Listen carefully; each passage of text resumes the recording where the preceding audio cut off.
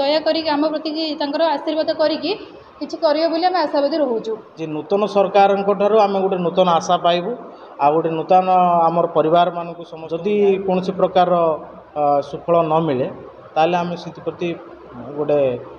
कौन करा आगामी कार्यपंथा आम निर्णय करूँ। यह ही स्वागत आपण मानक आज आम आपण जानते ओडिशा रे आम प्रति ब्लॉक रे आ प्रत्येक जिला कार्यालय रे आम कार्य करुवा समस्त अतिरिक्त कार्यक्रम अधिकारी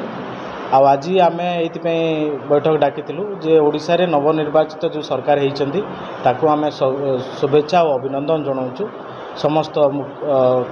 मंत्री को एवं आमर माननीय मुख्यमंत्री या परे आमर बैठक आज निष्पत्ति है जेहेतु आम 2010-11 आर्थिक वर्ष आज पर्यंत दीर्घ 13 ରୁ 14 वर्ष है कम करुचु किंतु आम आज पर्यंत स्थायी निजुक्तिर मान्यता पाई पारिलु नहीं। किंतु आपण मैंने देखिए विगत दिन में यही पंचायत राज डिपार्टमेंट रे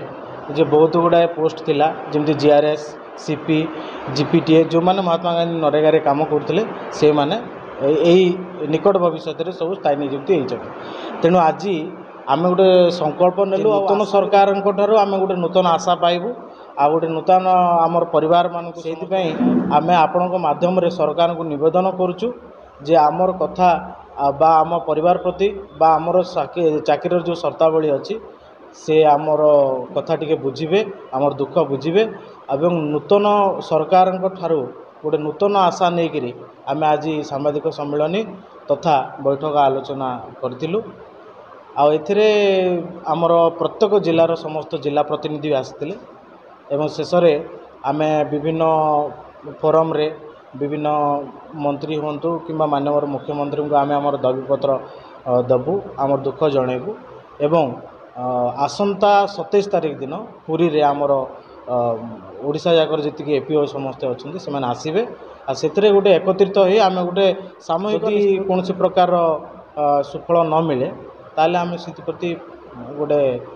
कौन करा आगामी कार्यपंथा आम निर्णय करूँ। यह ही थिला बैठक आमर दाबी केवल गोटे स्थायी निजुक्ति आउ किछि नहीं आमर स्थायी निजुक्ति छड़ा आउ कौन दाबी आम पाखे आज पर्यटन ना।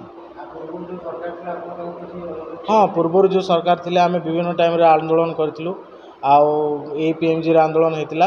आ 2011-12 रु ही आम आंदोलन कर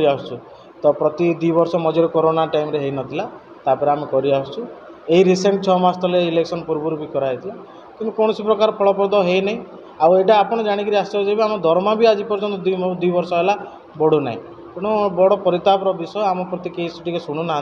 कि आम बहुत आशावादी अच्छु ये नूतन सरकार आम कि नुआ करेंगे निश्चित। आज्ञा काली आमर गोटे प्रतिनिधि दल जाइए आबे भी आम समस्ते बैठक पर आम जीवार निष्पत्ति नहीं आमर 314 ब्लॉक 314 ब्लॉक रे एपीओ अच्छा आ 30टा जिले में मनरेगा संयोजक अच्छा 314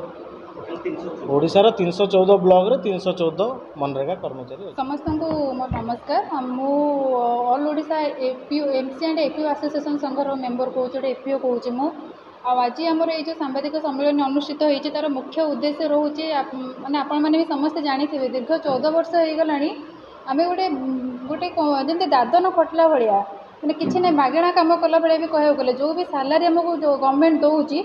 मैंने से भी कहूँ निज खराब लगुच कि आम परिवार से भी चढ़ी पाने एत कष्ट चल परिवार नहीं चली आसुचु दादन खटला भाया आम दीर्घ 14 वर्ष है खटी आसुचु किंतु आज एबे तो आम ओडिशा नुआ सरकार आसी नुआ मंत्रिमंडल गठन है नुआ बीजेपी सरकार भी तेणुक आज आम ये सांबादिक बैठक सम्मुखें आम आम मत रखुचु जे आम यहाँ जनवाई चाहूँ जेहेतु नुआ सरकार आसते तेणु आम बहुत आशावादी अच्छु सरकार आम कथा शुणे आम एबे तक भी से सरकार सबू कम आम पूरा आम सचोटपण कर आसीचु आगक भी आम सरकार जहाँ भी निर्देश जहाँ भी कम आसो आम करूँ आ किंतु सरकार भी आम कथा बुझे बोली नुआ सरकार जी आसती जहाँ तो पुराना बीती जाइए आम किसी करें कि एबे जी नुआ सरकार आसती आम कथा शुणे आम दुख बुझे और आम प्रति आशीर्वाद करी करेंगे आम आशावादी रोचु। मु श्री विष्णुदत्त धल जाजपुर जिलार जिला प्रतिनिधि ये एमसी एपीओ एसोसिएशन सर्वप्रथम जो मीडिया बंधु मानक नमस्कार आपण माध्यम मो सरकार को जनवाक चाहूँगी सरकार पाखे दाबी रखा चाहूँगी। दीर्घ आम 13 ରୁ 14 वर्ष है कार्य कर आसुचु प्रत्येक ब्लॉक रे एवं जिला संयोजक हिसाब से जिलार कार्य कर कि ये जो आम ब्लॉक रे प्रत्येक प्रतिकूल परिस्थिति रे से बन्या हो बात्या हो किंबा कोरोना जो समय आम निज जीवन को विपन्न कर निज जीवन को बाजी लगे आम कार्य कर दीर्घ 14 वर्ष है। सरकार जहाँ जहाँ गुरु दायित्व आम आम निर्वाह कर किंतु सरकार जहाँ कर्तव्य अच्छे आम प्रति से सरकार दूरे जाऊँच करूना जहाँ कहले सामान काम को सामान दरमा ना सामान काम को सामान काम करुचु किंतु सामान दरमा ही नहीं। बहुत स्वल्प परिश्रम आम परिवार चलाऊ प्रतिपोषण कर बहुत कष्ट हो दुख भी लगुच आज पर्यंत ना आमर कौन भविष्य कार्यपंथा ठीक से आम या ना आमर कालीर भविष्य कौन हम आम जापर तेणुक सरकार जो नूतन सरकार आसती पाखे आम गोटे दाबी रखू सरकार को रिक्वेस्ट करूँ अनुरोध करूँ जे कि आम जो दीर्घ वर्षर परिश्रम